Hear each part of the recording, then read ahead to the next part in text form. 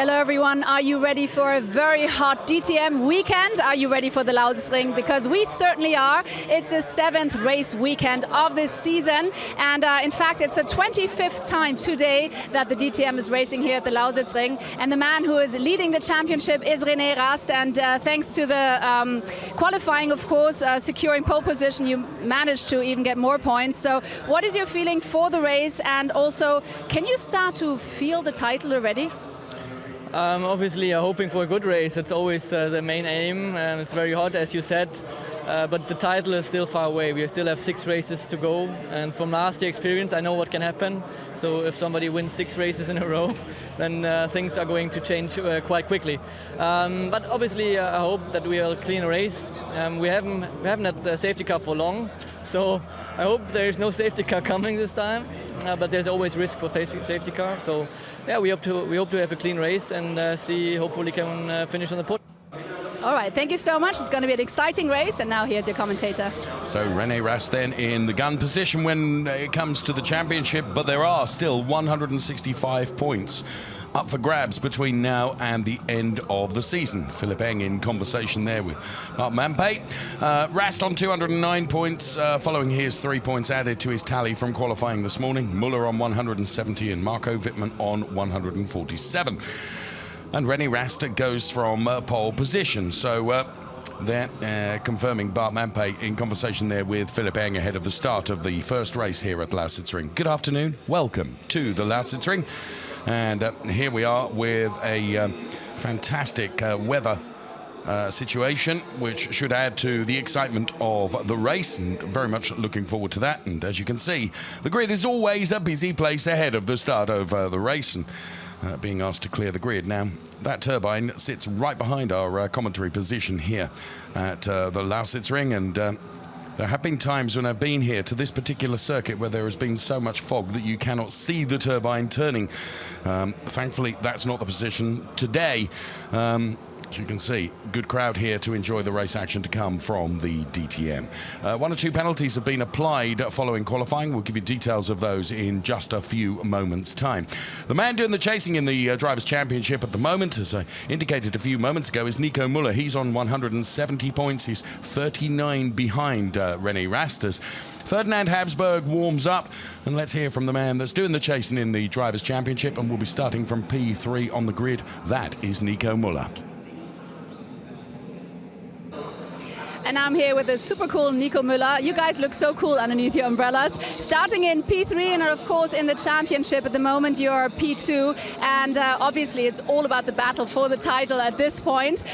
You did not score points here at all last year, and you have never been on the podium here before, so are you going to change that today? Definitely, that's the goal, yeah. I mean, I've had good memories here, but somehow it never really turned out into a result black and white, so that's definitely time to change today, and hopefully, you know, we can orientate ourselves towards the front and put René under pressure. And first I need to, you know, try and find a way past Jamie. Obviously, you know, there are 2 teammates as well, and we'll not try to, you know, take excessive risk, but definitely today the way is to go forward and hopefully, you know, score some big points. All right, then good luck and looking forward to the race. Thank you so much. Back to you. So Nico Müller then, as he says, he doesn't want to put anyone at risk, but of course he's driving towards the Drivers' Championship and needs to overhaul René Rast. And as he said, he's got good memories here at the Lausitzring, but has never converted that into a meaningful result. Jake Dennis, you can see here, did a very good job in qualifying for our Motorsport and Aston Martin. He goes from P13 on the grid. As you can see, a 1:36.134 time from Jake Dennis gives him P13. Unfortunately, it's not the same for a couple of the other Aston Martin drivers that we'll be talking about in just a moment. There is Bruno Spengler then. He goes from P12 on the grid. His quali time of 1:36.052. 1:36.052 for Bruno Spengler, former DTM champion, of course, and about to get into his BMW Bank liveried car. Mr. Wolfgang Schattling there from our Motorsport Aston Martin to the right-hand side of your picture. This is Loic Duval, who's very quick in FP1. Wasn't able to convert that pace in free practice in qualifying. A 1:36.001 gives him P11 on the grid. Marco Wittmann is currently also a man doing the chasing in the championship. Let's hear from him. It is super hot today, but one man who's super cool is Marco Wittmann. I've always wanted to stand here with you underneath an umbrella, but you're starting in P5, and obviously at this point in time it's all about the championship title, so it's going to be a tough race. You've got to really push forward from P5. Are you counting on a good strategy or rather on your very super cool nerves? Well, actually, probably both. I think, first of all, if we can have a good start, a good first lap, we could gain maybe here and there some positions. And then definitely a good strategy would help, to make the Audi's life difficult. They are currently super strong. They're always in front of us. We could actually make a kind of sandwich and then sitting between the Audis. But it's tricky, you know. They are. It seems like since mid-season onwards, they are a bit stronger than us. So it's always a bit tricky then really also in qualifying to qualify in front of them. But I mean, still, we finished P5 in quali, so and now in the race, we hope for a bit of a better race pace than the Audis, and maybe we can fight them. All right, crossing our fingers. Thank you very much, Marco. Back to you. He currently has a 62-point deficit to our points leader. So Marco Wittmann, who is currently P3 in the Drivers' Championship. This is Mike Rockenfeller that we look at now. He goes from P6 on the grid at 1:35.595 for Mike Rockenfeller. That was his qualifying time, and that gives him P6 on the grid. He led the qualifying at one point, just towards the end of the first part of qualifying, if you like. Now, I mentioned a couple of drivers picking up penalties. Danny Juncadella, Jonathan Aberdeen and Ferdinand Habsburg. They're pushed back down the grid due to Parc Fermé post-quali regs having been broken, i.e. cars being worked on after the qualifying session. And our Motorsport requested the breaking of seals on 4 engines, which means no manufacturer's points can be earned in this particular race. And we're going to hear more now from Dr. Florian Kamelger, the team principal of our Motorsport. So let's start off with a technical question. Florian Kamelger, in regards to the engines, why did you take off the sealing? Yeah, we had a couple of issues to solve, and we had to open it. That's basically the answer. Nothing more to say, actually. And in regards to Jake Dennis, that's a good point. He's starting pretty well in P13. So are you hoping to collect some points today? Yeah, we're always hoping to collect some points, and we proved in the past that we're capable of doing that if a race goes into our favor. Jake did a good job. We gave him a good car, and whenever he has that, he can deliver what he can do. Proud of him. Right, so let's see what he can do. Thank you so much, and now to the commentator. So Dr. Florian Kamelger then, advising that nothing untoward with regards to the engines, but they had to break the seals, and Jake Dennis, the best of the our Motorsport drivers in terms of qualifying, he goes from P13 on the grid. But a reminder that our Motorsport, in breaking of those seals, means that they won't gain any manufacturer's points in this race. It completely makes no difference in terms of the drivers and what the points the drivers can earn in terms of the Drivers' Championship. And certainly Jake Dennis will be wanting to put himself into the points from P13 on the grid. This man, though, he banked 3 points from qualifying by putting it on pole position. A 1:35.241 was the quali time from René Rast. He held on to it right to the end of the quali session, the pace that he needed to deliver that lap, but he did it, and he held his hands up and said in the first part of qualifying, I just overdrove and didn't really get the most out of it, but he put that all to rights when it came to the second part of qualifying earlier on. Did a very good job and put the car on pole position. Jamie Green, the British driver, is alongside him in car number 53. Good quali from Jamie Green. He goes from P2 on the grid with that 1:35.2. This is Nico Müller. He goes from P3 on the grid. Now, you can see him making some adjustments there to the little wheel that adjusts the brake bias, and that's the percentage of braking that goes to the front or to the back. And he was just making some adjustments to that as he sat in the car.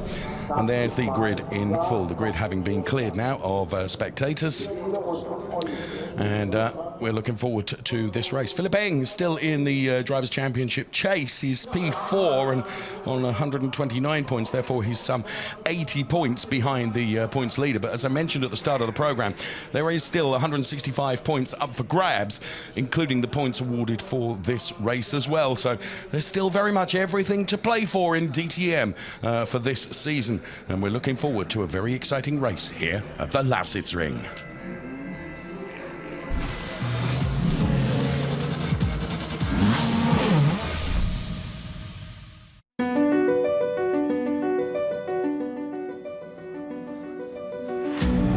is an extraordinary place. 23 DTM races since 2001, and it was Edo Mortara and Gary Paffett that were the victors here last year. As you can see, we're about 63 kilometers from Dresden. We're about an hour away from central Berlin here in this particular region of Germany, famed for mining, of course, and some of the machinery used for the extraction still on display here as you make your way here to the Euro Speedway Lausitz. There indeed is one of those extraction machines, and as the track unfolds, of course, based on a tri-oval. The actual track that we use, and you can see the tri-oval in full from that heli shot, but the track we use makes use of the infield parts of the circuit, and it comes to some 4.5 kilometers, so 8 left-hand turns and 6 right-hand turns, as we can see the car of Jonathan Aberdeen then that will be starting from the pit lane and parks up there ahead of the red light. So Jonathan Aberdeen then will be starting from the pit lane and picking up the train of cars as they're released on the formation lap. So effectively he will be plumb last on the grid when it comes to the start of the race. There, René Rast then, our pole sitter, the man that's leading the Drivers' Championship, and banked another 3 points to his tally with the qualifying result that gave him pole position. Points awarded, of course, for the top 3 in qualifying. 3 points for P1, 2 points for P2, and 1 point for P3. Here's the grid in full for you. René Rast and Jamie Green with an Audi lockout on the front row of the grid, followed by an Audi lockout on row 2 with Nico Müller and Robin Freins.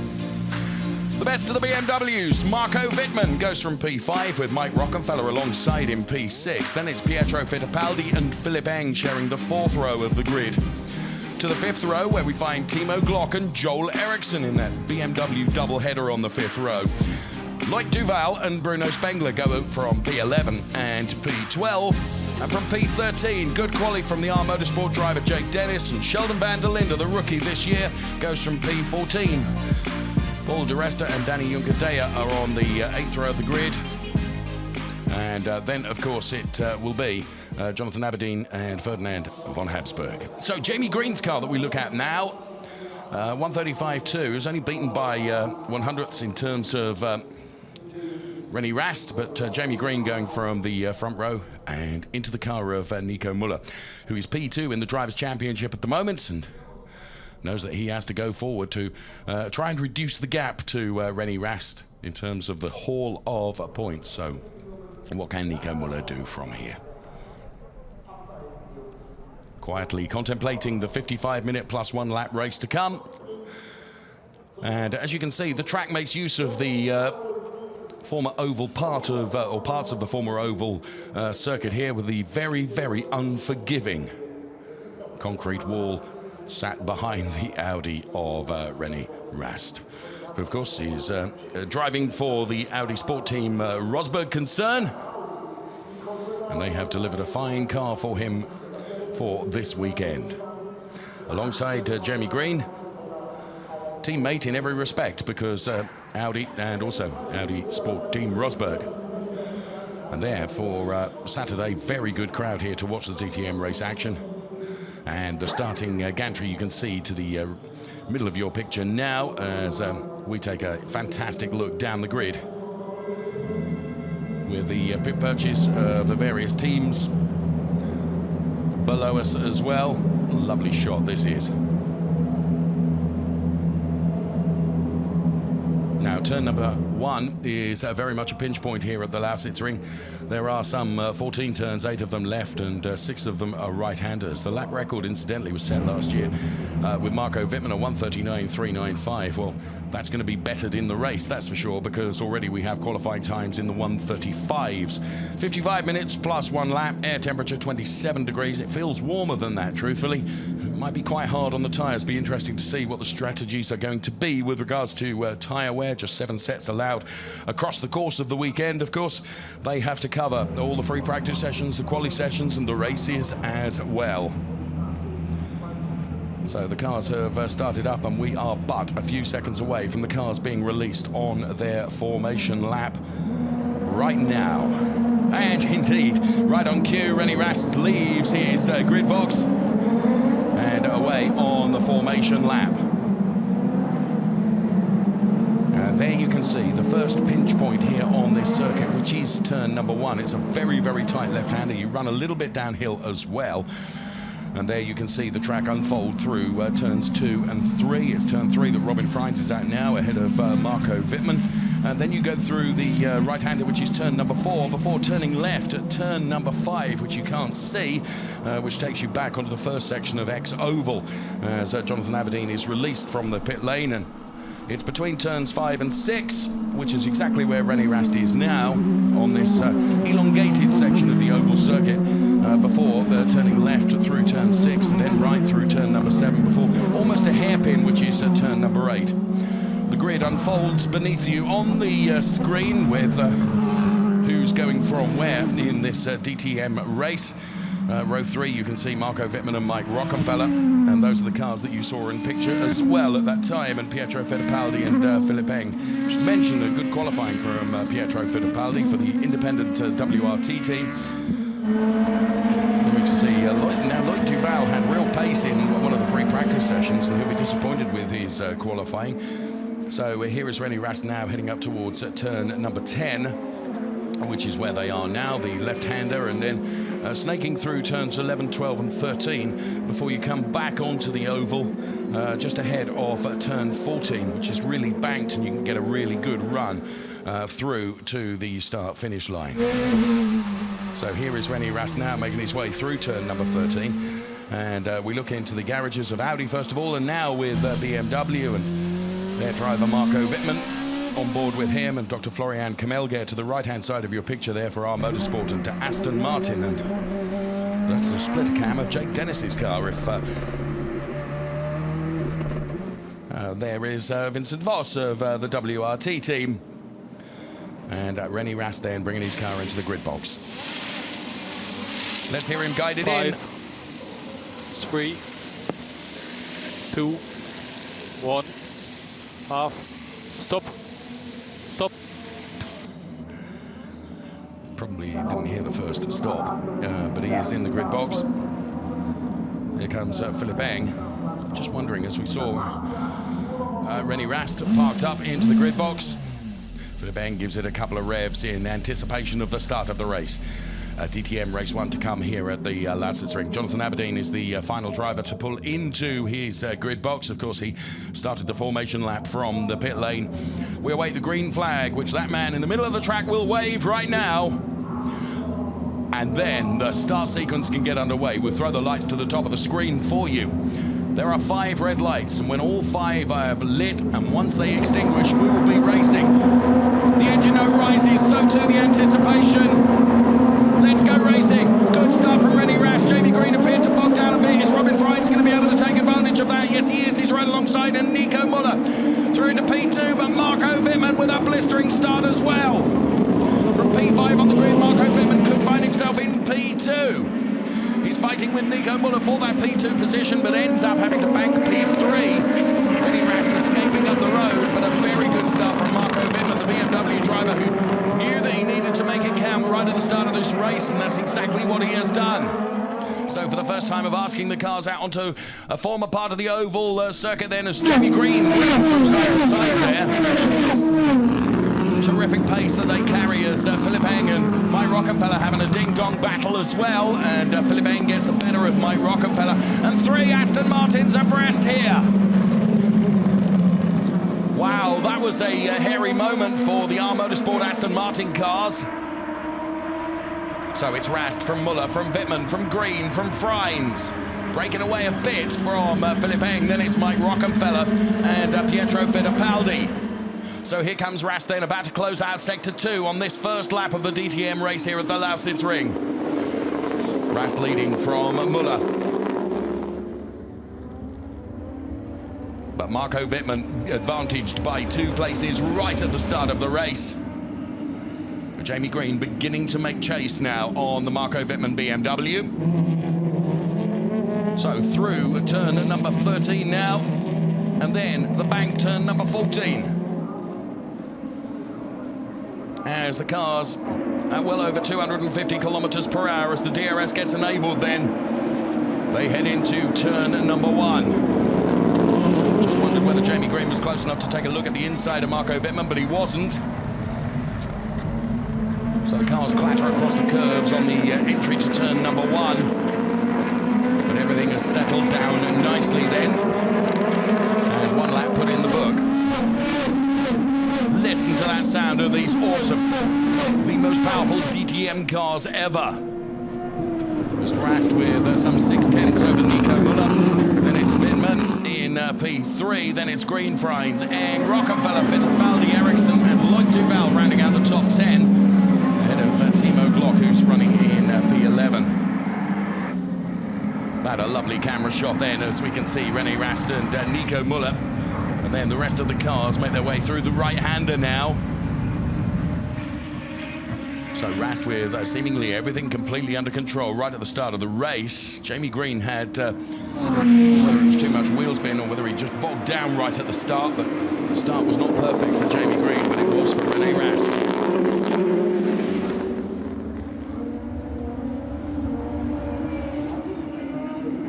So Ferdinand Habsburg is under investigation for potentially jumping the start then. Ferdinand Habsburg currently running P17.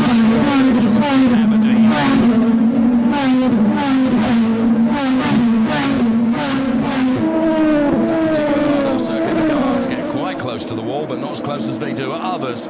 In fact, when they come off of turn number 5, even closer to the concrete wall. There's Robin Freins then through that turn 1, and Wittmann is now beginning to pressure Nico Müller a little bit. The gap between Müller and Wittmann is just a couple of tenths as we ride on board with Marco Wittmann, as we did for just a moment.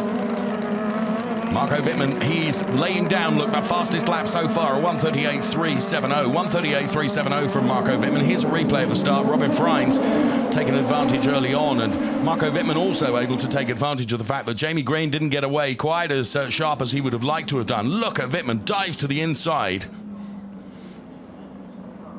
And then to the outside of Nico Müller. And while all that is going on behind, that was a absolutely perfect start from Marco Wittmann. So he dived to the inside of Nico Müller here. And there you can see, in comparison to the others, just how poor the start was from Jamie Green. No launch control for these DTM cars anymore. They have to manage the clutch and the getaway absolutely manually. And perhaps Jamie just getting a little bit too much wheel spin, and that didn't work for him at the start. So here was that 3 abreast moment. You got Ferdinand Habsburg and Danny Unkadea and Paul de Rest 3 abreast in those R Motorsport Aston Martin cars. Oof, and a little touch there. So Dr. Florian Kamelger looked on. So we're seeing that Ferdinand Habsburg has got a 5-second time penalty to be added to his pit stop. When he comes in for his mandatory stop, he'll have to stop in the time penalty box for 5 seconds before he can take his mandatory pit stop, and that for having jumped the start. So Ferdinand Habsburg will be penalised by 5 seconds when it comes to his mandatory stop. Now that, you could just see at the top of your picture, is how close they get to the concrete wall on the exit of turn number 5. That's certainly the closest they get to the wall here at the Lausitzring, and the order remains the same with Rast, Müller, Wittmann and Green, the top 4, closely followed by Robin Freins, who's running in P5. Rast then leading the race, and the top 4 stroke 5, 6 are beginning to break away from the rest as well. So very little between Rast and Müller and Wittmann. And Jamie Green now being really clawed in and reeled in, if you like, by Robin Freins, who's running in P5. So there you can see the Philip N car. There's Mike Rockefeller. There's Pietro Fittipaldi and Joel Eriksson through turn number 13. And then the back to turn number 14 before heading towards the timing line once again. And, well, no one's going to trouble René going into turn number 1, nor Nico Müller, nor Marco Wittmann, because they're all spread out quite evenly. You've got to be king of the late breakers, and Marco Wittmann braked Certainly later than Nico Müller. That moved him just a little bit closer, but not close enough. So 5 tenths between Rast and Müller, the same between Müller and Wittmann, and the same between Wittmann and Green. This is Loic Duval, and Timo Glock has managed to get past Loic Duval to pick up that final points-paying position. It's P10 now for Timo Glock, relegating Loic Duval to P11, and his troubles are not over yet because he's got Bruno Spengler right on his gearbox now. So here is Glock then, the sparks flying as he turns into turn number 6. Loic Duval, who will have the pressure from Bruno Spengler to come. So at this point, we begin to wonder who might play a strategic card and come in early on for the mandatory pit stop to try and undercut someone. And this is Timo Glock then. Loic Duval ran just a little bit wide, and that opened the door of opportunity to Timo Glock, who just was not going to give up. And he made that overtake. And here is Philip Eng, who we're on board with right now. Philip Eng running in that P6 position. And trying desperately to get on terms with Robin Freins ahead of him, who is P5. So the mandatory pit stop that I mentioned can be taken at any time during the course of the race. Just sometimes the teams look at where everyone is and what the gaps are in the lap times, and then decide that perhaps try and undercut by coming in for an early pit stop.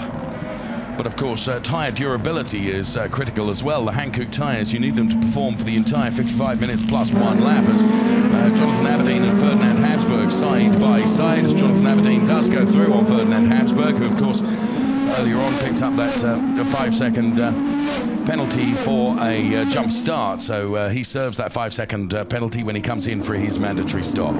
Rast beginning to stretch a little bit away from Nico Müller. Now it's 8 tenths the margin between René Rast and Nico Müller. Then it's Marco Wittmann and Jamie Green and Robin Freins and Philip Eng and Mike Rockefeller and Pietro Fittipaldi and Joel Ericsson and Timo Glock looking to have good pace here as he begins to get a little bit closer to Joel Ericsson.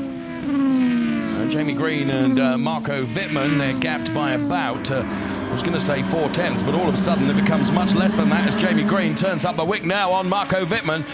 And this, of course, for the final podium place at the moment, because Marco Wittmann is P3. So Jamie Green using the DRS, as you can see, the wing was open, then it closes. And the DRS here at the Lausitzring.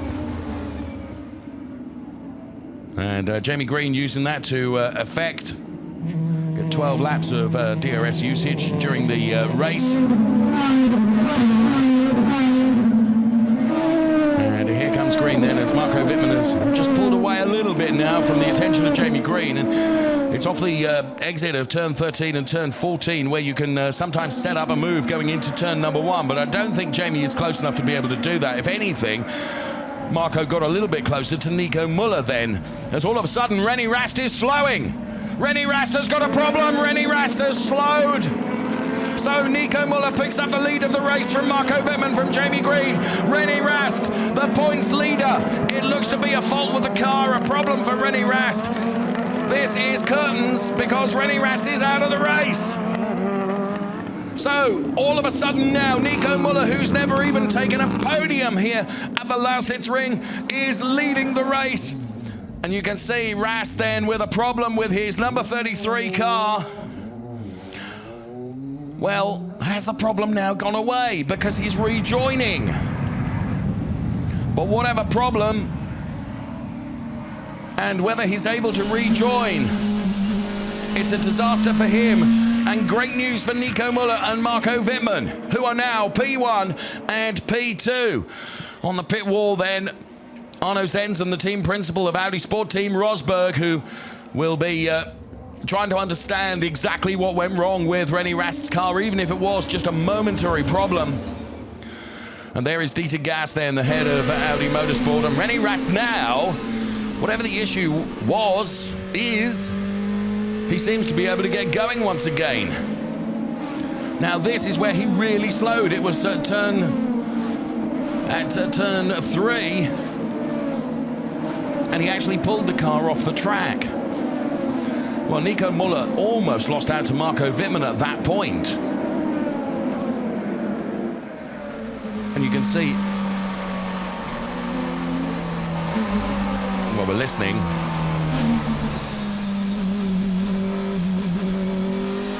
And that was where Marco Wittmann almost took advantage of the René Rast slowing situation to get by Nico Müller.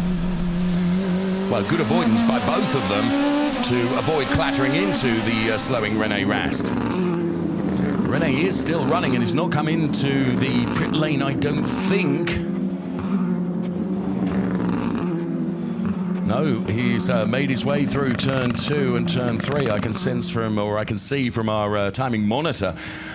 So, whatever was initially wrong with the René Rast car, perhaps the fault has cured itself now. But anyway, his points haul for the race is going to be severely impacted. So the order now is Nico Müller and Marco Wittmann and Jamie Green, with Robin Freins in P4 and Philip Eng in P5 and Mike Rockefeller P6, now ahead of Pietro Fittipaldi P7, Joel Eriksson P8, Timo Glock is P9 and Loic Duval is P10. And just look at the pace of Nico Müller.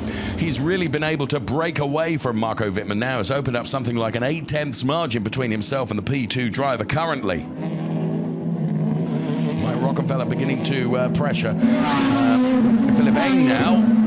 Here is that particular battle. There is Philip Eng, who's currently running P5, but Mike Rockefeller now will try a move going into turn number 1, and you can see Philip Eng dive to the inside to try and protect that line, but with DRS, Mike Rockefeller's got the job done even before they get to turn number 1. So Mike Rockefeller around Philip Eng and picks up that P5 place.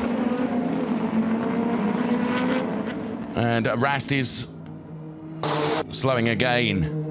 Let's hear the team radio if we can. But he's into the pit lane now, so the race, I would think, is pretty much over for René Rast. René, you drive into the box of Jamie directly, because we are preparing for a pit stop of Jamie. Take the data stick with you. So Rast is out of the race. He's going to park the car up in the garage. So the points leader then, he amassed 3 points from qualifying. He will take no points from the race as he makes his way down the pit lane. A bitter pill for René Rast to have to swallow as he parks the car up in the garage of Jamie Green, because as you heard on team radio, they're preparing for Jamie Green to come in. Here is René Rast then.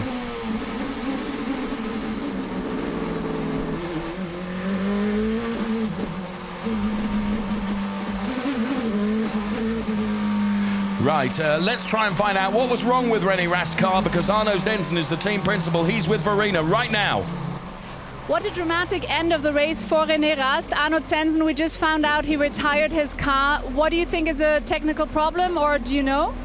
Yes, he said that he has no problem and he had some alarms and no power, and now he has to retire. We have to see what is going on to prepare the car for tomorrow. Right, thank you very much, Arno Zensen. And back to you. Well done, Verena, for getting hold of Arno Zensen. Then sounds like, from what he was saying and what he knows, a power issue rather than a gearbox issue. I did wonder whether he was having problems selecting the gears, but Arno Zensen suggests it is an intermittent power fault. So they've retired the car to prepare the car for the race tomorrow. In the meantime, Nico Müller is really stretching his legs over Marco Wittmann. Then, as you can see, it's a 1.4 second margin between Nico Müller and Marco Wittmann. So 1.326 to be absolutely accurate, the gap between P1 and P2. Then there's 6/10 between Wittmann and Jamie Green, who's running in P3. Then, of course, it's Robin Freins, Mike Rockefeller, Philip Eng, Pietro Fittipaldi, Joel Eriksson, Timo Glock and Loic Duval rounding out the top 10. Now, we heard on the Audi Sport Team Rosberg team radio that they were preparing for a pit stop for Jamie Green. So I wonder whether Jamie is going to be the first of the drivers to stop there and try and get his pit stop in and done early with the hope of being able to undercut Marco Wittmann ahead of him, as René Rast, you can see from the box at the top of your picture, walks away bitterly disappointed. He'll be taking no points from the race here. And Arno Zensen inside the garage there as they try and establish whatever the issue was with the number 33 René Rast Audi. So Jamie Green then continuing to pressure Marco Wittmann. And it's not on this occasion that Jamie Green is coming in. And Robin Freins is lurking in P4 as well. But Nico Müller with the pace to have a margin of 1.4 seconds between himself and Marco Wittmann. So good for Nico Müller and Marco Wittmann. That, of course, the René Rast car has been retired because Nico Müller and Marco Wittmann P2 and P3 in terms of the Drivers' Championship, as in comes Loic Duval. So it's not Jamie Green that we're going to see first, it's Loic Duval. 25 laps to go and a very good stop there. 24 laps to go. 24. So Loic Duval then in for his mandatory stop then, and the Audi Sport Team Phoenix team doing a good job with that pit stop. 6.4 seconds for Loic Duval. He's the first of the drivers to take the mandatory stop. As you can see the indicator on the left-hand side of your screen, René Rast, of course, has retired the car, and Loic Duval has come in on lap 10 and taken his mandatory pit stop. So the gaps between Nico Müller and Marco Wittmann then. So lap 8, it was 1.1, now it's 1.4, and there's Robin Freins running in P4. So are they going to bring Marco Wittmann in early on to try and get the jump on Nico Müller in terms of the pit stops? You may recall from our last race weekend at Brands Hatch, Nico Müller had a torrid time of it in the pit lane. The Ad Sports Line team not doing a particularly quick stop, and that really hurted Nico and his potential opportunity to get a win away from René Rast at Brands Hatch. So Jamie Green now just sizing up Marco Wittmann. I don't think it's quite close enough. Let's hear from the driver that's had to retire, the points leader, René Rast. Ich hoffe, wir haben Empfang. Okay, so here we are with René Rast, who obviously is very, very hugely disappointed. René, I totally understand that, but can you just quickly tell us what happened? Why did you have to end the race? I don't know. We had just a technical issue. Had no power steering, no power. Unfortunate. We were leading the race, 25 points in the bin. Obviously a big mess. Thank you very much, René. Obviously, René Rast very disappointed at this point. Back to you. Well done, Verena, for getting hold of René. And stop light, Paul. Whoa, Duval stopped the lap ahead of you. Paul de Resta getting ahead of Jonathan Aberdeen in the race in the pit lane then.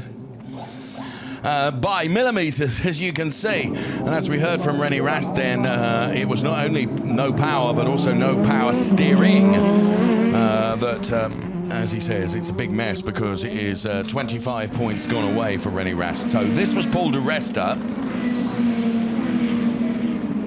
6 of one, half a dozen the other. I'm sure that's going to be looked at by race control as to whether that was an unsafe release for Jonathan Aberdeen. There you go. It is under investigation because he was almost alongside Paul de Resta. I mean, the R Motorsport team doing a good job in terms of his pit stop, and well, he is ahead of Jonathan Aberdeen. They both stopped on lap 11 then, as in now comes Robin Freins.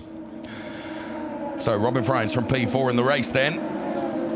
And in the Drivers' Championship, look how it all changes in the space of just a race. 195 points for Müller if it stays this way, and Rast, of course, earning no points from the race, so he stays on 209, and Wittmann on 165. So please don't think it's all over yet, because there's a lot of racing still to come. And the number 4 car of Robin Freins is in for Ad Sports Line, and 6.7 second stop. They're doing a good job today for Robin Freins as he's released back out into the pit lane, and he'll be back out on the track. P2 reachable. There you go. P2 is reachable. That's the target, Robin. In the meantime, Wittmann, of course, is not able to attack Nico Müller as he would like, because he's having to defend from Jamie Green as Jonathan Aberdeen gets a drive-through penalty for an unsafe release. So the WRT team driver, Jonathan Aberdeen, is going to be back into the pit lane to take a drive-through penalty. And now Marco Wittmann really under pressure from Jamie Green. This is the fight that's going on for P2 in the race. Nico Müller is saying, please fight, please carry on behind me, because it just allows me to get up the road. And Jamie Green, who of course has won here at the Lausitzring in the past, desperately trying to find a way past the BMW driver, Marco Wittmann, who dives in now. So Marco Wittmann into the pit lane. So the RMG team will be standing by to receive Marco Wittmann. Pit stop light, stay on the brakes, brake balance to the rear. You will have traffic with Frins at the exit, green stayed out, 60 DRS left, 6 push to pass left, and you will get a scrubbed. And 21 laps to go at the moment. So a set of scrub tyres going on to Marco Wittmann's car. Now, Pit lane is clear, so he can go out. No car in pit lane. bear in mind that the tyres that will now go onto the Marco Wittmann's car are a scrub set, perfect. Of course, they will be cold. Go, go, go, go, go, go, go. Good stop, good time from Good the stop, RMG racing team. friends. Well, I don't think you will be racing Friends because Robin's tyres will be up to temperature and therefore Robin should be able to go through on Marco Wittmann relatively easy, perhaps through, not through turns 3, 4 or 5, but maybe on the straight between turn 5 and turn 6. Marco Wittmann will do his level best to try and generate temperature into those tyres, but as they make their way now onto out of turn 5 and onto this straight, this is where Robin should be able to get past Marco Wittmann because his tyres should be up to temperature, but he hasn't been able to do that. Will he do it on the end? Yes, he will. That's where he's going to do it, diving into turn number 6. Robin Frijns got the job done, but of course, Marco Wittmann will be on a 1 lap newer set of tyres than Robin Frijns come the end of the race.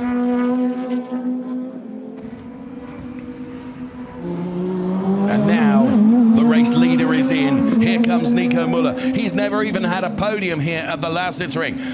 AB Sportsline standing by to receive Nico Müller. Copy pit lane. Remember the brake balance. It's 20 laps to go. 20 laps to go. You will meet Robin. This was the overtake from Robin Frijns on Marco Wittmann. And 6 laps of DRS left. here comes Nico Müller now. The AB Sportsline team need to do a good job There's here. no traffic in the pit lane. Oh no! That was slow! Go, go, go. So you will meet Robin and Wittmann. 20 laps to go. Wittmann has 6 laps of DRS left. We have a really good pace. But the pit stop was a couple of seconds slower. So here comes Nico Müller then. And Nico Müller back out on track. Here's Robin Frijns and Marco Wittmann. Definitely that pit stop was a couple of seconds slower than the stop for Robin Frijns or indeed Marco Wittmann. And that could hurt. So Nico Müller now, you can see the back end of the car sliding as Nico tries to generate temperature into those Hankook tyres. No tyre warmers allowed in DTM following a pit stop. Therefore, you have to do the tyre temperature generation manually. And that's why he's weaving from side to side. But if he can hold on to this, of course, where he has a huge advantage is that his Audi brandmate, Robin Frijns, is between himself and Marco Wittmann. So Nico Müller is, 2/3 of the way through the lap. And 2/3 of a lap will put quite a lot of temperature into those tyres. Marco Wittmann can see the Nico Müller car ahead of him.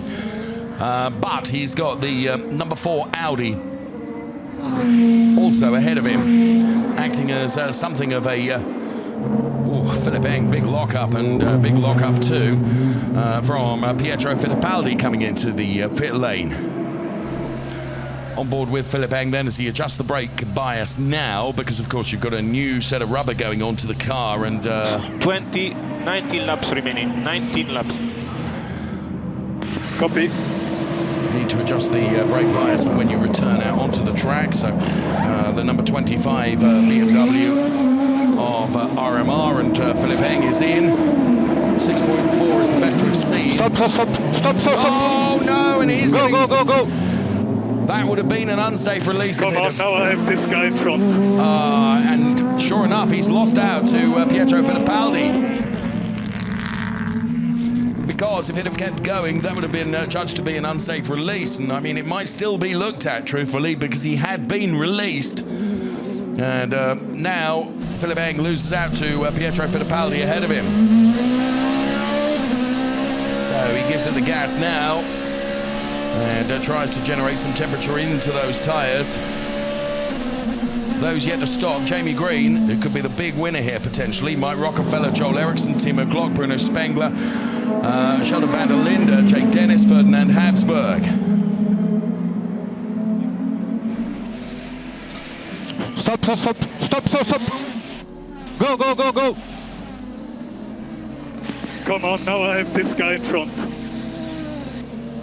So Philip Eng clearly disappointed that he's lost out then to Pietro Fittipaldi in the race in the pit lane, if you who's P2 at the moment. Jamie Green is leading the race, but of course Jamie Green has got to come in for his mandatory stop. Now let's take a look at Jamie Green's pace. 140.131 last time around. Compare that to Nico Müller and Robin Freins.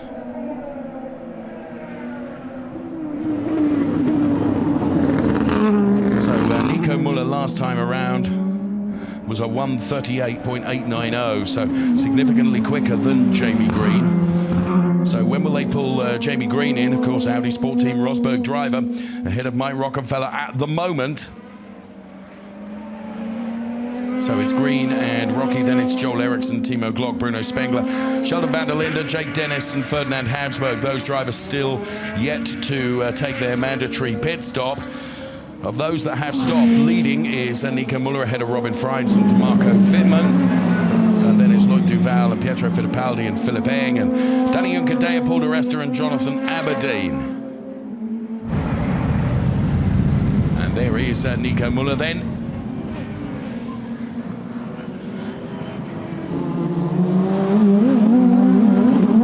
And both Green and Rocky come in at the same time.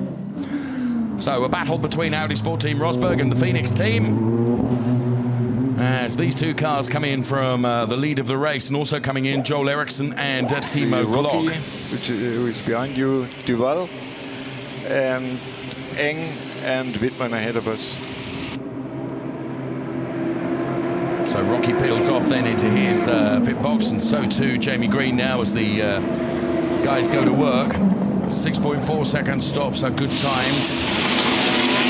And Mike Rockenfeller's going to get him. Traffic. Rocky's got him, but Jamie Green tries to fight back, but that will be adjudged to potentially be an unsafe release. Well, the traffic of the BMWs in the pit lane played into the hands of Mike Rockenfeller and played out of the hands of Jamie Green.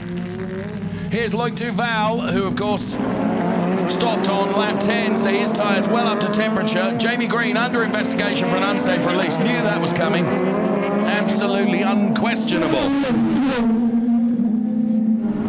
As I say, it was just the traffic of the BMWs that played into the hands of Mike Rockenfeller and really penalised Jamie Green at that point. So Loic Duval goes through on both of them. So the fight was between Audi Sport Team Rosberg and Phoenix. And as I say, the BMW cars that were in the pit lane going for their mandatory stops at the same time really played into the hands of Mike Rockenfeller, although he's really suffering now because Jamie Green is right on him here. So Jamie Green will be desperate to try and get this position back again.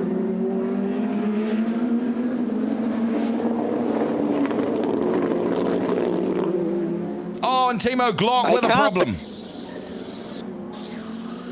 Now, where is Timo going to park that car? Oh, it's working, it's driving a bit.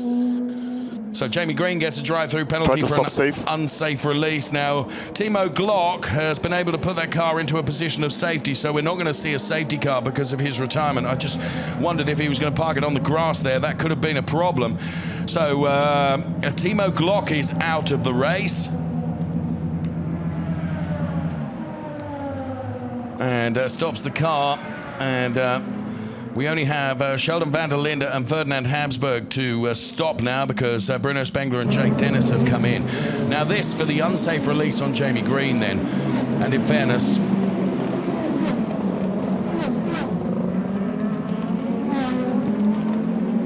there was pretty much no question about that, to be fair.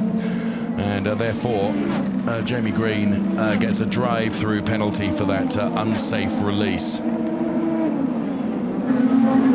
So here is Jamie Green on Loic Duval, and well, a ding-dong battle going on between Jamie Green and Loic Duval. He'll have been advised that he's got a drive-through penalty, and he has to take that within 3 laps of being advised of the penalty.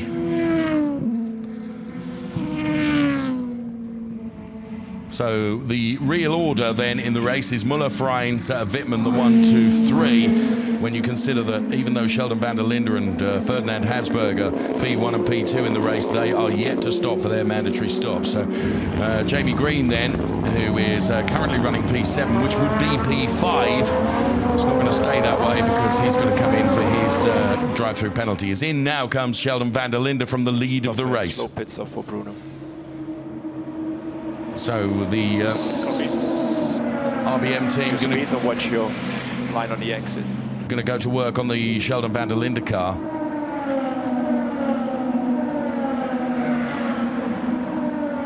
There's no one else in the pit lane. So Sheldon released in 6 seconds. Watch the white line. Watch the white line. Very, very good stop. And he's on his way out. Ferdinand Habsburg then, the only driver yet to stop for his mandatory stop and therefore leads the race.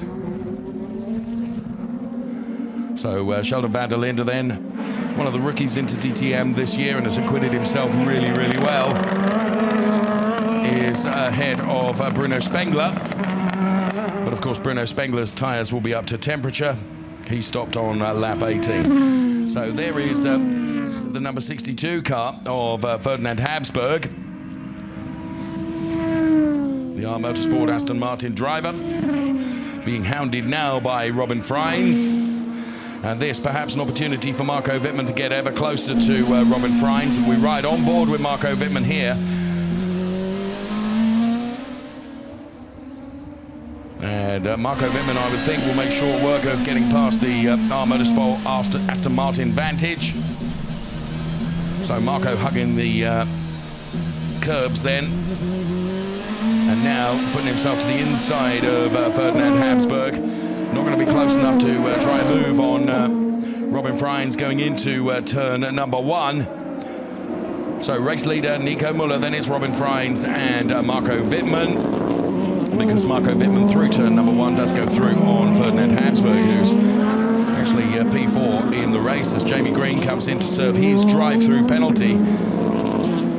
And here we can see a repeat of the unsafe release. Mikey was on his way, very nearly making contact with Timo Glock as he made his way into the garage. So Jamie taking his drive-through penalty, and that will have knocked him way down the order. Great shame, because Jamie was doing a good job out there. And he will return in P15. On board with Philipp Eng,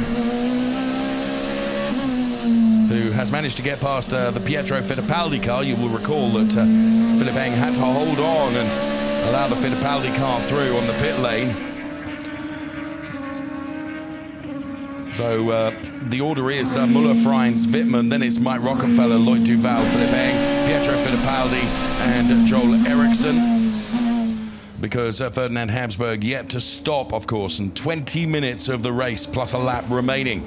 DTM Race 1 here at the Lausitzring, where the big drama earlier on in the race, the retirement of our points leader, René Rast, which has really played into the hands of Nico Müller and Marco Wittmann. But Marco Wittmann really needs to get past Robin Freins ahead of him to get as many points as possible out of this race.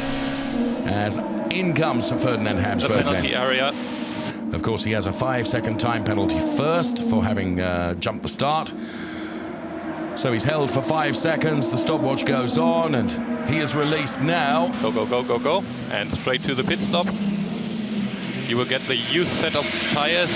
We are in a very good position. We are the last car pitted. It's only 13 laps to go, so drive it like you stole it. There's a potential for points. Go, go, go. 7.1 seconds stop and drive it like you stole it, is the instructions. Philipp Eng on Loic Duval in replay. That's how he got past the Loic Duval car. So here is our race leader, Nico Müller. There's P2, Robin Freins. There's P3, Marco Wittmann. And, well, there's about a second between Robin Freins and Marco Wittmann. Nico Müller has got some 2.1 seconds on Robin Freins. So Robin Freins will do a very good job here in terms of protecting Nico Müller up ahead. Although no one's really close enough. But what Marco Wittmann needs to be aware of is the fact that Mike Rockenfeller is getting closer, and Mike Rockenfeller was significantly quicker than Marco Wittmann last lap around.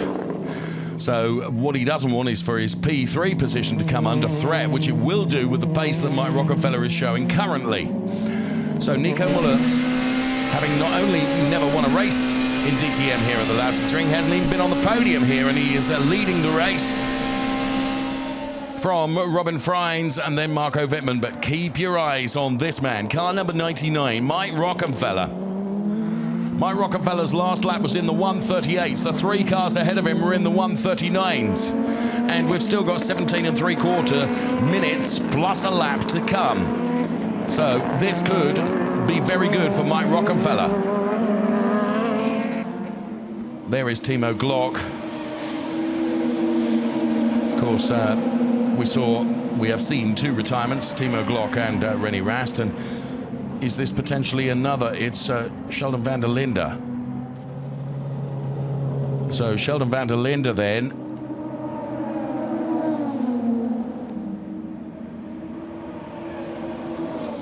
And a problem with the door for Sheldon van der Linde. So it won't be a race retirement, but it will be a replacement door for Sheldon van der Linde.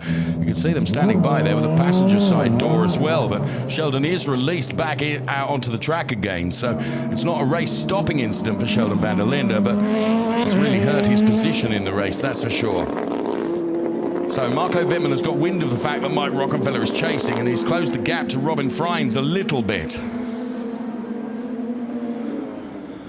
So Mike Rockenfeller then in the 38s, the 3 cars ahead of him in the 39s, and in the Drivers' Championship, if it all stays this way, this is the way it will look. 209 to Rast, 195 to Müller, and 162 to Marco Wittmann. That will be the points order ahead of qualifying tomorrow if everything stays the way it is at the moment. I'm not convinced it will, though.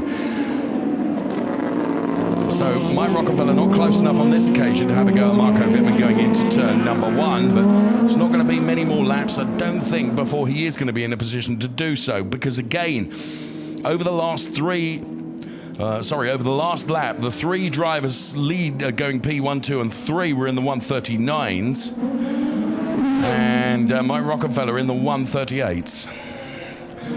So we saw the BMW of Timo Glock parked up. That means he's out of the race. Let's hear from him. I'm here with Timo Glock. Timo, what happened that you had to retire the race? I just had no drive anymore. Out of turn 6, tried to accelerate out of the corner. The car just didn't move anymore, and just had no drive and had to stop. Big shame. Thank you very much. Back to you.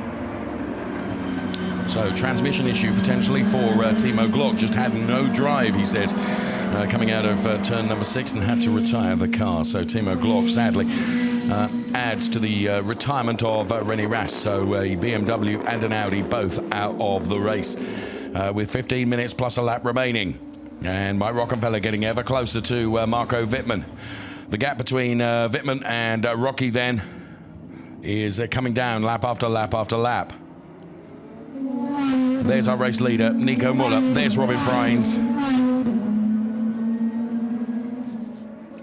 So on to the start-finish once again, and across the timing beam now. Again, the top 3 are in the 139s. And Mike Rockenfeller in the 138. So Rocky is closing that gap down, as you can see. 3.3 seconds down on the leader, but critically, it's just a matter of a few tenths on Marco Wittmann, who's running in P3.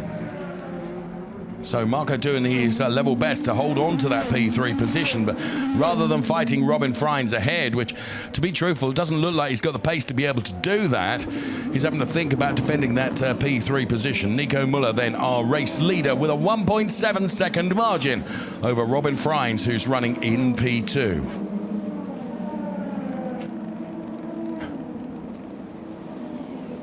So in replay then, some of the fine moments of Nico Müller, who's leading this race currently.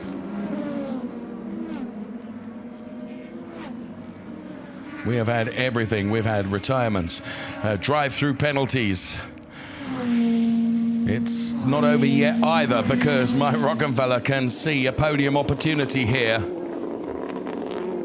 And what can Marco Wittmann do to defend against it and to try and hold on to this for 13 and a half minutes plus a lap with the pace advantage that Mike Rockenfeller clearly has. Of course, bear in mind, Mike Rockenfeller stopping much later than those ahead of him for replacement tyres. Means that Marco is vulnerable, and he could be vulnerable on this lap because Mike Rockenfeller is close enough to be able to have a go going into turn number 1. Marco Wittmann will try and make the BMW as wide as possible, but here comes Mike Rockenfeller around the outside with the DRS use. But Wittmann closes the door, or does he? A little touch of contact between the two of them. This is the fight for P3 in the race. Marco Wittmann desperately trying to keep his championship hopes alive. They're being helped by the fact that René Rast has had to retire the car. But of course, points for P3 at 15 points, certainly a lot better than the 12 he would get for P4. So is Rocky going to have a go now going into turn number 6? He's not close enough. Or is he going to conserve everything to have another go going into turn number 1? Ernst Moser looks on then. And this was, well, it was very clever driving by Marco Wittmann. Was there just a slight touch between the Wittmann and Rocky cars? Stefan Reinhold then from RMG team looks on. Big defensive work by Marco Wittmann. And it's about now that Mike Rockenfeller would need to start reeling in the Marco Wittmann car. Mike's got 4 laps of DRS usage remaining.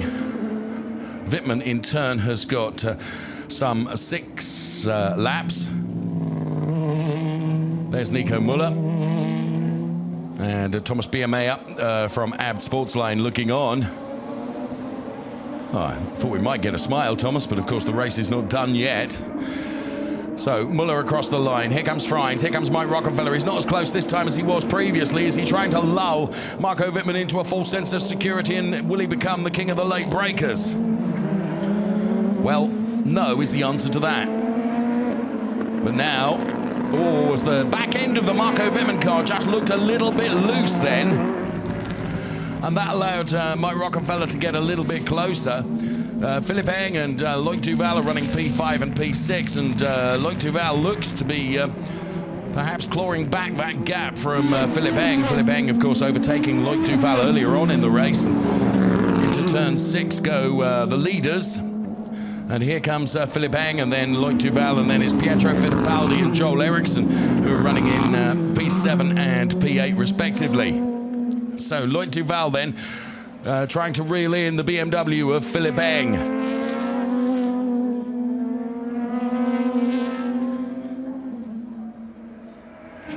In the meantime, Marco Wittmann in P3. And Mike Rockenfeller closer at this point than he was last lap around. And will doubtless have another go going into turn number 1 if he can get close enough. So DRS being used by Mike Rockenfeller on this occasion.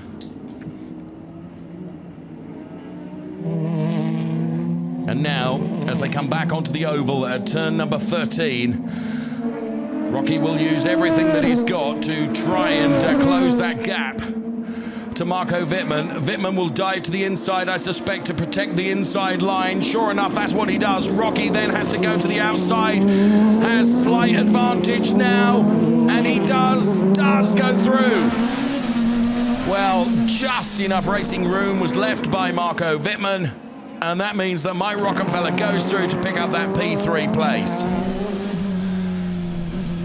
It was tight, but Wittmann did give him room. And now Mike Rockenfeller finds himself in P3, and the chase will be on to Robin Freins now. Quickest man of the top 3 at the moment is Nico Müller.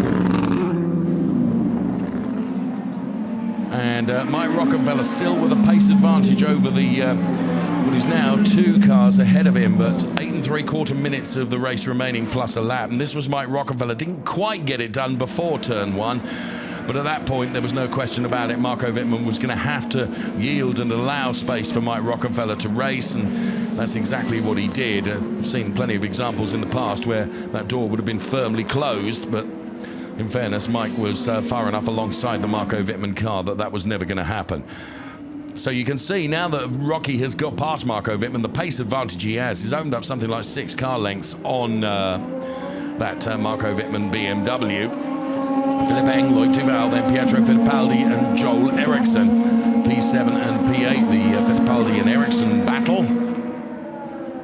So across the timing line and putting another lap in the book. A 1:39.3 from Müller, a 1:39.0 from Robin Freins, and a 1:39.1 from Mike Rockenfeller. So both P2 and P3 are quicker than the race leader.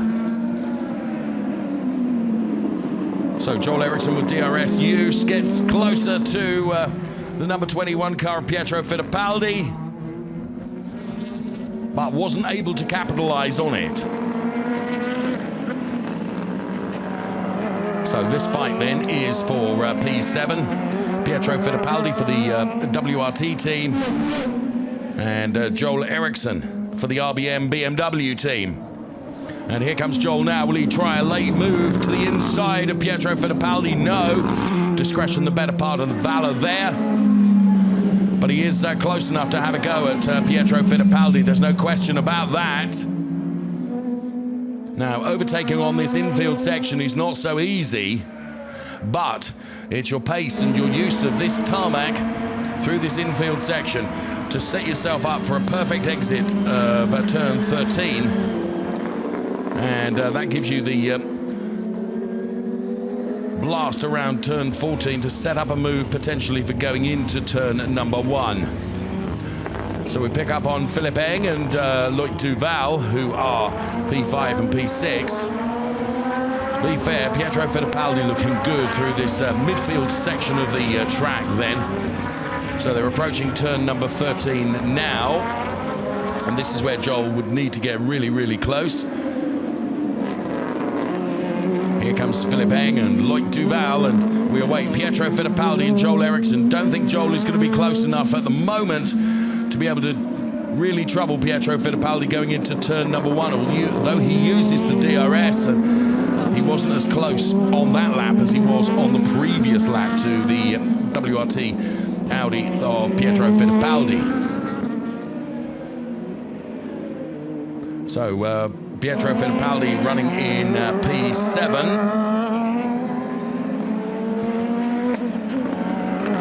He has taken a P5 in the season earlier on. And took that P5 in the second race at Misano, if my memory serves me. But he's in P7 position at the moment, ahead of Joel Eriksson, P8, who, talking of Misano, of course, celebrated his first DTM win at Misano. Joel Eriksson, that of course was last year. So Müller with 1.6 seconds of margin over Robin Freins. Freins to Rocky is 1.8. So DRS and push to pass now become unrestricted because we have less than 5 minutes plus a lap of the race remaining. So what can Mike Rockenfeller do to reel in Robin Freins ahead? It's looking very, very favourable for the Audi brand with P1, P2 and P3 cars, just as I say it, crossing our camera shot there with Marco Wittmann, the best of the BMWs, in P4. And here comes Loic Duval on Philipp Eng. Looks to the inside, then thinks better of it. So in the closing stages of the race, Loic Duval's pace is perhaps marginally better than that of Philipp Eng, and keeping Philipp very much on his toes in terms of defending here. P5 and P6, the fight that's going on that we watch now with Philipp Eng P5 and Loic Duval P6. Almost hugging the concrete then as they come out of turn number 5, and Joel Eriksson now getting closer to Pietro Fittipaldi once again, and behind the two of them is Bruno Spengler. You can just see on that straight section between turns 5 and 6. Vincent Voss then from the WRT team Audi Sport looks on with Pietro Fittipaldi in that P7 place. The charge from Joel Ericsson appears to have gone away just for a moment.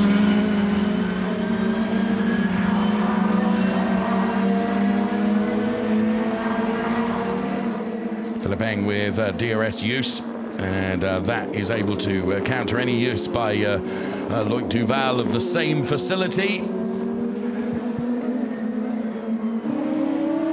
Race leader Nico Müller, P2, Robin Freins, P3, Mike Rockenfeller. And then Marco Wittmann, as they all cross the timing line. And Mike Rockenfeller closing on Robin Freins. The margin between Freins and Mike Rockenfeller now is down to 9/10 as here comes Joel Ericsson on Pietro Fittipaldi. The clock continuing to count down.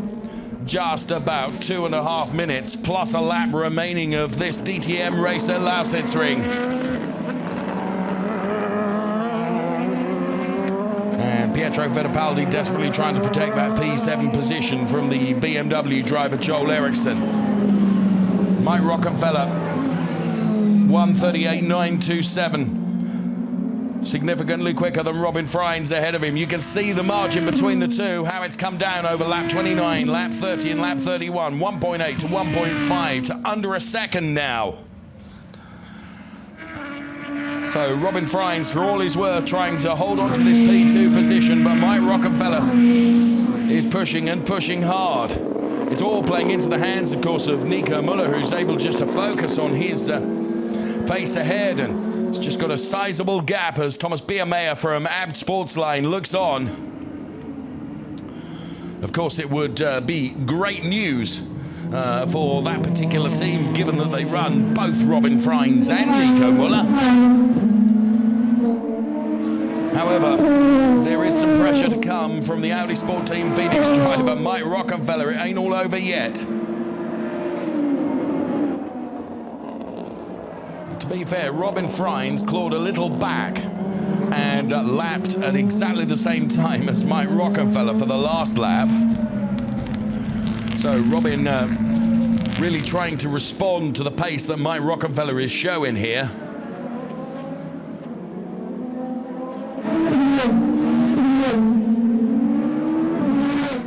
So there is our race leader, Nico Müller.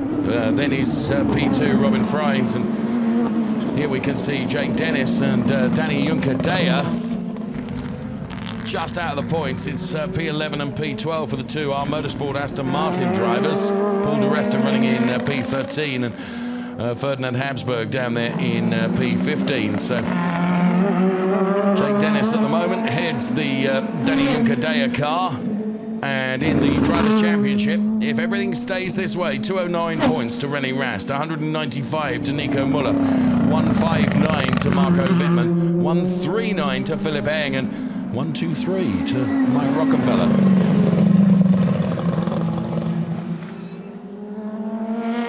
So the two are Motorsport Aston Martin cars then, who are contesting this P11 and P12 place. Jake Dennis in the number 76 car and Danny Juncker-Deyer in the number 23 car. And Danny Juncker-Deyer, his last lap a 1:39.7. Jake Dennis is a 1:40.062 as we start the last lap now. Here is Philipp Eng and there is Loic Duval. Well, Pietro Fittipaldi seemingly has seen off the threat from Joel Ericsson, our race leader, Nico Müller. And Robin Freins and Mike Rockenfeller again gapped sufficiently, I would think, that Rocky's not going to be able to have a go now at Robin Freins. So Nico Müller then clearly advantaged by virtue of the fact that René Rast had to retire the car with power problems. So Nico Müller will find himself, should everything stay this way, with a very, very healthy points haul. It'll make both qualifying and the race tomorrow extremely interesting as well. So cool. Nico Müller then has but a few more turns to do. In fact, 3. And once he's done those 3 turns, he will head towards the checkered flag. Not only has he never podiumed here at the Lausitzring, but he's never won here at the Lausitzring. But there are but a few hundred meters of tarmac away from him being able to change that statement, because here at the Lausitzring, Nico Müller wins. Yes, Nico, very good job, very good job. We did a really good team effort today. Please remember ILS off, save fuel and pickup. Really good job today. Robin Freins P2, Mike Rockefeller P3, Marco Wittmann P4. Yeah! Congrats, guys. Really, really happy for the whole team. Really, really happy. Good job, guys. Yeah, man. Tomorrow we try again. Hey, we are back in the game, Nico. Yeah! Voll! Well, certainly that's true. Yes, Thomas. It's full attack. So Thomas Beermeyer on the team radio then saying to Nico Müller, hey, we are back in the game. So Nico Müller clearly delighted then to have taken his first win here in DTM at the Lausitzring, and Thomas Beermeyer there being congratulated. Of course, P1 and P2, because Robin Freins taking that P2 place. Mike Rockefeller takes P3. P4 to Marco Wittmann. And P5 to Philipp Eng.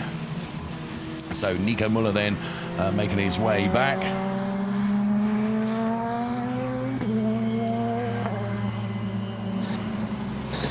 Hell yeah!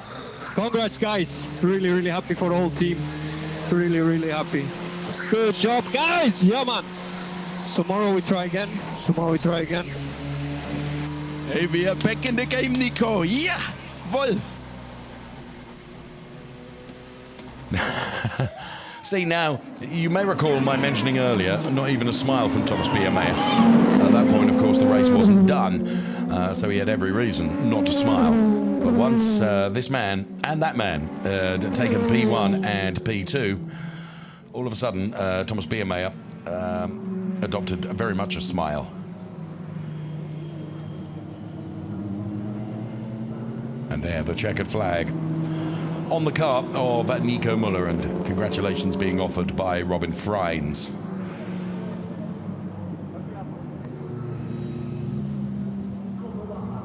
Incidentally, Jamie Green, despite drive-through penalty for an unsafe release, still banked a point, taking P10. Really nice to see the camaraderie and everyone there congratulating. Jake Dennis did stay ahead of Danny Junkerdea in the end. And Nico Müller parks up the car then. And he's going to be pretty chipper, I would suggest, when he jumps out. As I say, he's broken his duck here at the Lausitzring.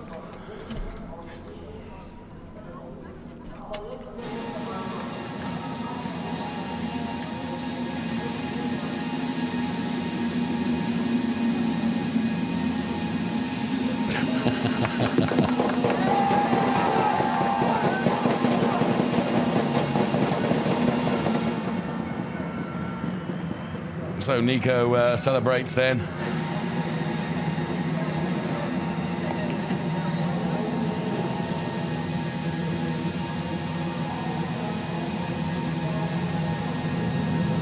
And congrats from Robin Freins and also Mike Rockefeller.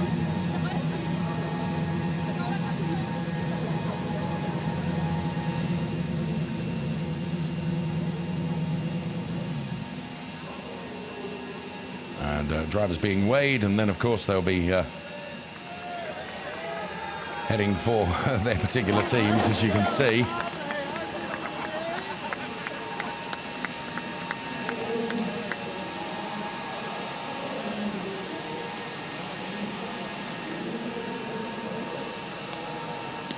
I'm trying to listen in to some of what's being said. Often it's German only, but just sometimes we get the odd bit of English, and it's always good value.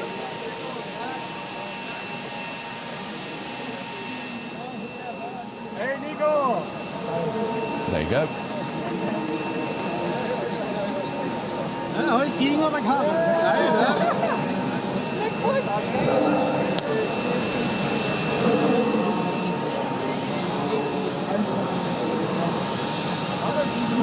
Well, just when you think things are all looking fairly straightforward with regards to the championship, suddenly a curved ball occurs, and the retirement of René Rast clearly played into Nico's hands. Not to say Nico couldn't have won in any event, but he was certainly able to capitalize on that. And as Thomas Biermeier had said, and there he is with his driver, as Thomas had said, all of a sudden we are really back in the game. Weren't out the game anyway in terms of points haul, but that has helped no end. That's a big 25 points banked for Nico Müller. So the drivers all then stand for their photographs. Robin Freins to the very left-hand side of your picture. In the middle is Nico Müller, and then to the right-hand side is Mike Rockenfeller.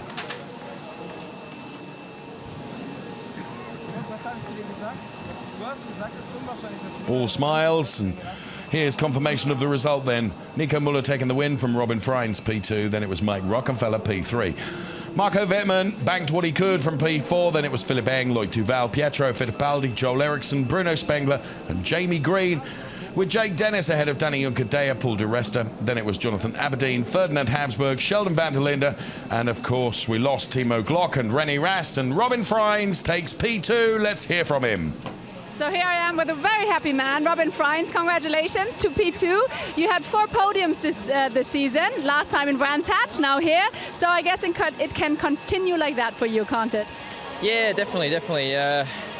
Quite the whole season already. You had the pace to fight in front. We had a lot of issues with the car. Didn't see the finish flag at quite some time now. So I'm happy that now everything is rolling the right direction. And yeah, finishing second behind Nico. Nico was just a bit quicker today. So still some work to be done, and hopefully, yeah, be on the top step tomorrow. All right, enjoy the moment on the podium. Thank you very much, Robin. Back to you. That's the target, Robin. Top step of the podium tomorrow. Got to the second step today, and there are the 3 cars then parked up in Parc Fermé.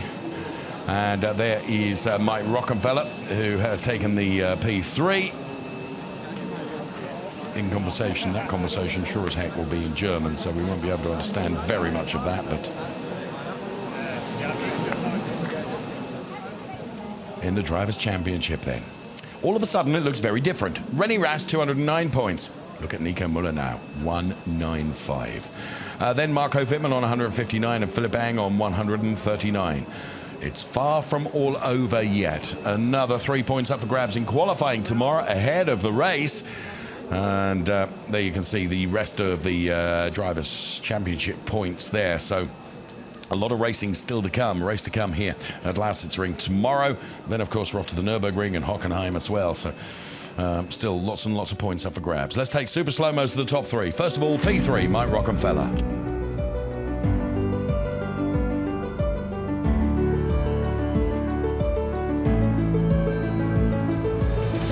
P2 to the driver of the number 4 Audi.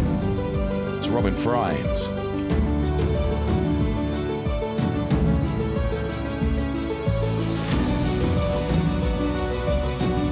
And at last, mastering the Lausitzring with P1 taking the win, Nico Müller.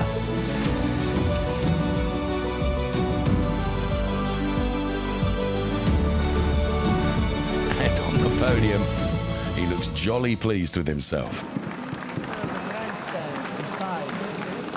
So Nico Müller on the top step of the podium.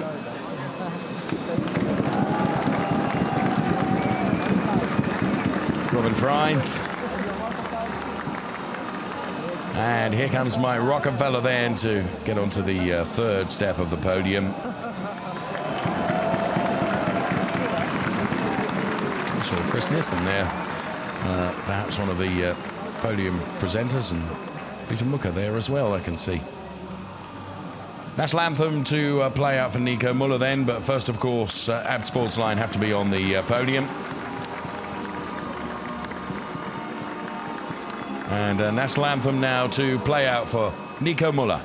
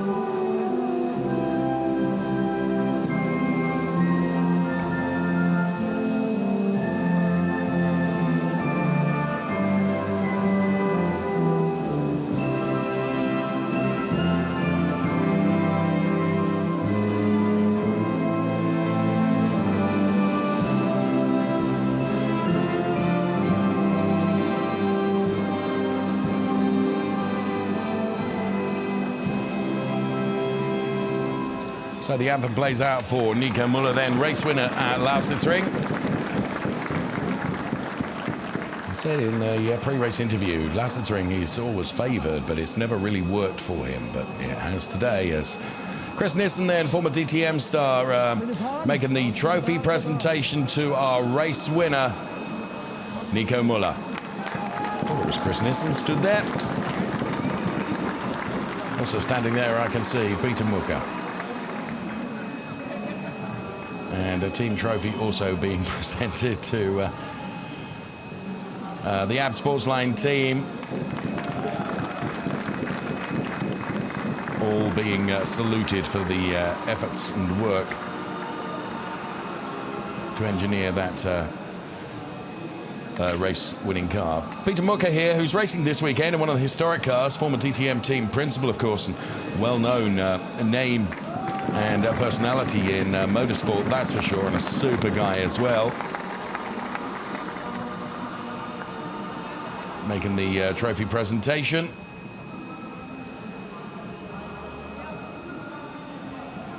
And next up, Mr. Felix Von Jasser, actor. I hope I've pronounced that correctly. Making the third place trophy presentation. Apologies if I haven't. To Mike Rockenfeller. Here in Germany. And photographs to be taken first of all. And then it will be time for the champagne.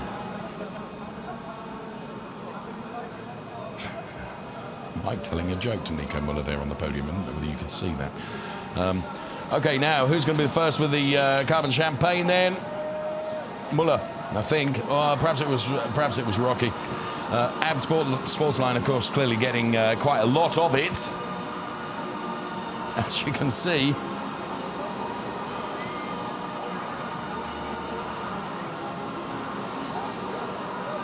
And all three of them enjoying their time on the podium, quite rightly.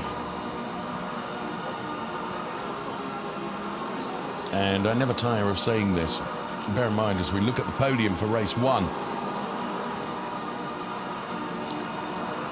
the podium for race two tomorrow could be altogether very different.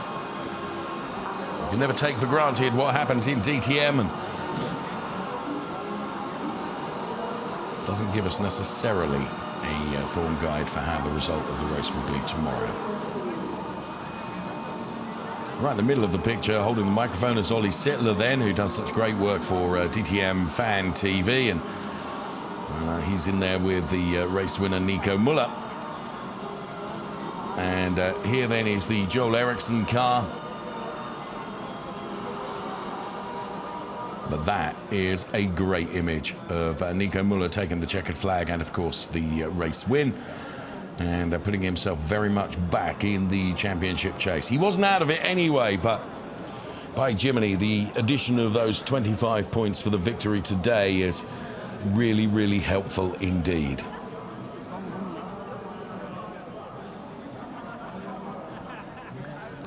So, Nico Müller then, race winner, and he's broken his Lausitzring duck. Let's hear from him. So here I am with the happiest Nico I've seen in a long time, because this really means a lot to you. First of all, you're second in the championship. You're picking up only 14 points behind René Rast. Also, this is your second win in the season and the first time you've won Lausitzring. So how do you feel? Yeah, never been on the podium here at Lausitzring. We talked about it before, so to make it straight onto the top step feels very, very good. And obviously, I would have loved to have a battle out on track with René. I think there would have been, some exciting laps coming, because I think we had a good car today, and could have been exciting. As here, you can definitely overtake on this track. But anyway, on the days where others have issues or make mistakes, you have to be there and make the job. And we did that today. We had a very strong race, good pace, controlled the race from the moment on. We took the lead, and just very happy, and 25 very important points today. You really did a fantastic job, but you know your colleague René. He must be fuming right now at this point. How tough do you think is it going to be tomorrow, and do you think we are going to see a very strong battle between the two of you? Yeah, he will definitely come back very strong tomorrow. There's no doubt about that. I mean, he has shown in qualifying that even when he has a Friday which goes average, he's still there when it counts, and I'm convinced it will be the same again tomorrow. He will be back in the game for sure, and I mean, we are strong, we are there, we're very, very close, or sometimes a bit stronger, and tomorrow we just need to be that little bit better again, and then we can see a great battle. I'm sure we will. Thank you so much, Nico, and now back to the commentator. Thank you. Yes, let's all for that. As he says, it's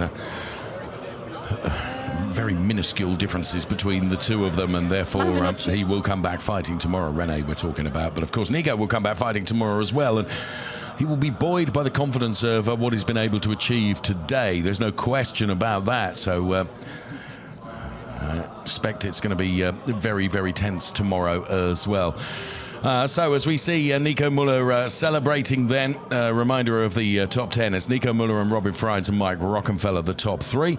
They were headed by Marco Wittmann, Philipp Eng, Lloyd Duval, and Pietro Fittipaldi, Joel Eriksson, Bruno Spengler, and Jamie Green. A fantastic race full of drama from DTM here at the Lausitzring, but of course you haven't got long to wait for some more, because qualifying and another race to come tomorrow as well. Back down to trackside now with Verena. So this is what it looks like up close. It's the trophy of the winner. It's soaking wet, but of course it was well deserved. And one thing is for sure, tomorrow is going to be super exciting, because even though René Rast did not end this race here, he's going to be fuming and he'll be stronger coming back tomorrow, and it's going to be a big, big battle. So you don't want to miss that. But for now, enjoy the highlights of the race today, and see you tomorrow. Bye-bye.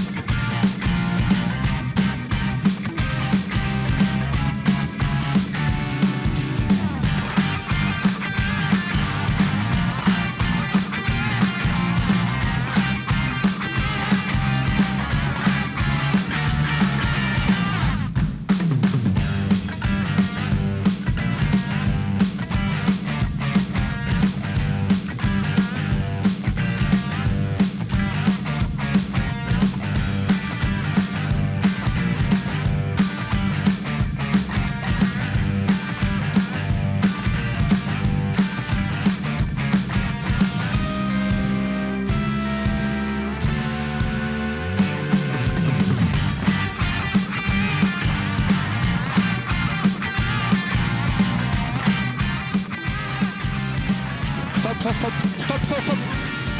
Go. Come on, now I have this guy in front.